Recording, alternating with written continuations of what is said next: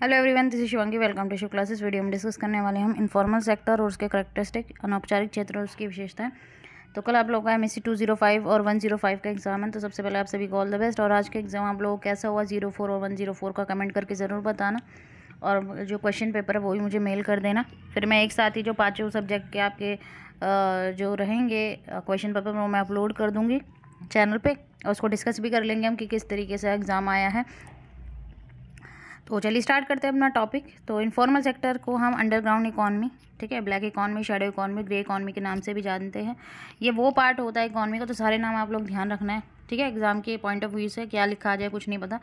तो ये कंट्री का वो पार्ट होता है, कंट्री की इकॉनमी का वो पार्ट होता है जो रिकॉग्नाइज नहीं होता, ठीक है, as a normal income source. यहाँ पे भाई जो है सामान्य आय स्रोत के रूप में मान्यता इसकी नहीं होती है। जो लोग इनफॉर्मल सेक्टर में अनौपचारिक क्षेत्र में काम करते हैं उनकी जो इनकम है वो डिक्लेयर नहीं होती, और उनको उस पर टैक्सेस भी नहीं देने होते भाई, क्योंकि रिकॉग्नाइज नहीं है, रेगुलेशन अनरेगुलेटेड होते हैं, गवर्नमेंट के पास रजिस्टर्ड नहीं होते, तो कुछ इनकी इनकम का पता ही नहीं होता है, ठीक है। तो उस पर टैक्सेस भी नहीं देने होते हैं। इसमें लीगल एक्टिविटीज़ भी इंक्लूड होती है, जैसे ड्रग पुशिंग हो गया, स्मगलिंग हो गया, ये सारी चीज़ जो आती है इनफॉर्मल सेक्टर में आती है। अब इसके अंदर वो भी यूज़ है कि भाई जो लोग कार क्लीन कर रहे हैं, ट्रैफिक लाइट्स पे, कंस्ट्रक्शन वर्क में काम कर रहे हैं, जो एक लीगल वर्क है, ठीक है, लेकिन वो जो उसमें जो लेबर लगा है वो उसको जो है सही तरीके से यहाँ वेजेस नहीं मिलते हैं। तो जो सेक्टर यहाँ पे कुछ ऐसे भी सेक्टर इंक्लूड होते हैं, सिचुएशन जहाँ पे लोगों को काम करना पड़ता है बिना किसी पे के रिसीव, ठीक है, उनको पे रिसीव नहीं होता है, लेकिन उसके काम कर रहे हैं लेकिन उसके बदले कुछ मिल रहा है, ठीक है।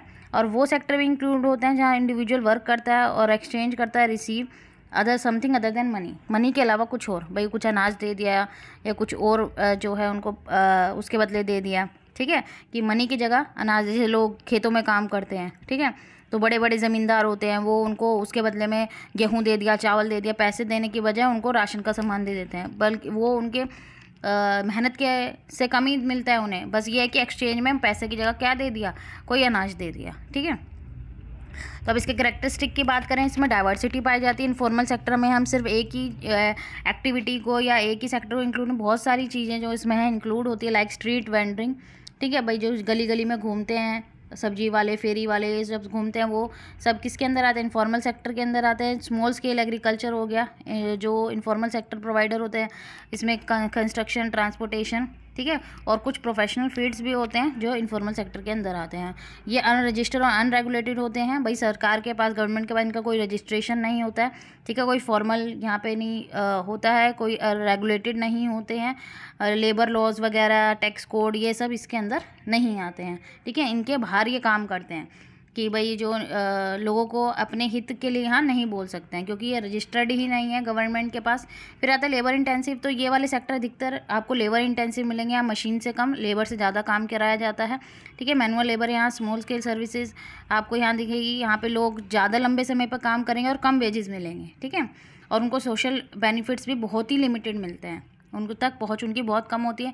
इजी एंट्री एग्जिट होता है इनफॉर्मल सेक्टर में। कोई भी इनफॉर्मल सेक्टर में अगर जा रहा है, अपना कोई बिजनेस कर रहा है, तो उसमें कैपिटल इन्वेस्टमेंट बहुत कम चाहिए होती है, और फॉर्मल बैरियर नहीं है। तो भाई सरकार के पास कोई रजिस्ट्रेशन नहीं कराना है, कोई बैरियर नहीं है, तो इसलिए एंट्री एग्जिट क्या होती है यहाँ पे ईजी होती है। अब यहाँ पे लोगों को एट्रैक्टिव होता है इंडिविजुअल्स के लिए, क्योंकि यहाँ लिमिटेड रिसोर्सेज में और फ्लेक्सिबल एम्प्लॉयमेंट ऑप्शन यहाँ पे होता है, ठीक है, कि सीमित संसाधनों वाले व्यक्ति और लचीले रोजगार विकल्प चाहने वालों के लिए आकर्षक बनता है। मान लीजिए कोई ज़्यादा एजुकेटेड नहीं है लेकिन उसे जॉब मिल रही है 15-20 हज़ार की, ठीक है, तो उसे लगेगा भाई मुझे 15-20 हज़ार की नौकरी मिल रही है, लेकिन वो ये नहीं देख पाएगा कि उसे एक जो नॉर्मल भाई 8 या 10 घंटे काम करना, वो 12-12, 15-15 घंटे काम कर रहा है, ठीक है। तो यहाँ पे ये चीज़ नहीं देखता है, ठीक है। अडेप्टेबिलिटी और रेजिलेंस, लचीलापन, अनुकूलशीलता। तो यहाँ पे अगर हम बात करें कि भाई यहाँ पे इकोनॉमिक शॉक और या डाउन टर्न्स जब आता है, मंदी आती है, तो ये उसके अनुकूल चलने लगता है, ठीक है, मतलब एबिलिटी है इसमें एडजस्ट करने की, भाई मार्केट कंडीशन के अकॉर्डिंग ये अपने आप को मेंटेन करता है। और जब देखा गया है कि जो इकोनॉमिक हार्डशिप आती है, आर्थिक कठिनाई जब आई है, तो इसने अपनी क्षमता को, अपनी उपस्थिति को, यानी कि इनफॉर्मल सेक्टर ख़त्म हो गया, अपना जो है उपस्थिति बनाए रखी है limited access to finance and technology. Informal जो एंटरप्राइजेज होते हैं ये चैलेंज फेस करते हैं फाइनेंशियल सर्विसेज को लेकर। फॉर्मल फाइनेंशियल सर्विसेज जैसे लोन वगैरह, क्रेडिट, इनको अगर चाहिए तो इन्हें प्रॉब्लम होती है उस चीज़ के लिए। न्यू टेक्नोलॉजी अडॉप्ट करने में इनको स्ट्रगल करना पड़ता है क्योंकि इनके पास लैक ऑफ ट्रेनिंग होती है और लिमिटेड रिसोर्सेज होते हैं। फिर आता है वल्नरेबल टू एक्सप्लॉयटेशन। तो यहाँ पे जो वर्कर है उनका शोषण होता ही है क्योंकि दो वेजेस मिले जाते हैं, जितना वो काम कर रहे हैं ठीक है उतना ही उनको जो है वेजेस नहीं मिल रहे हैं। अगर वो ओवर टाइम भी कर रहे हैं तो वो भी नहीं मिल रहा है उन्हें।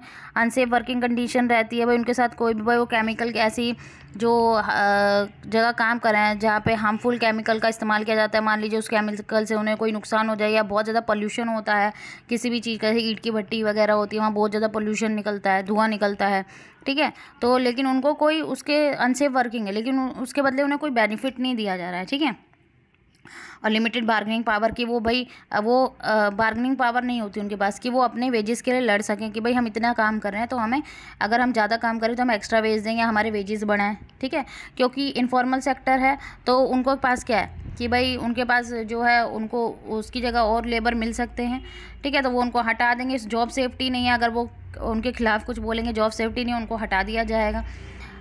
Contribution to national output. आप देखें इनफॉर्मल नेचर के होने के बावजूद भी इकॉनमी में बहुत सारी कंट्री में आउटपुट में, नेशनल आउटपुट में इसका बहुत रोल रहता है नेशनल आउटपुट में। और ये रोज़गार भी बहुत लोगों को जो है जीविका प्रदान करता है। बहुत सारे लोगों का जो हम माने मिलियन ऑफ इंडिविजुअल हैं ठीक है जो उनके लिए ये जीविका का क्या है स्रोत है।